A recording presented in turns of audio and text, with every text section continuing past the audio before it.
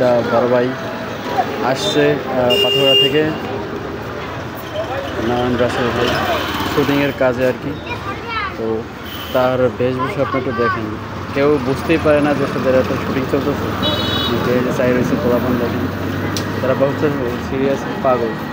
এই দেখেন যে বাচ্চারা খাই রয়েছে দেখছেন, আর ওই যে উপরেও আছে, আর ভিতরে শুটিংয়ের কাজ চলতেছে দেখেন।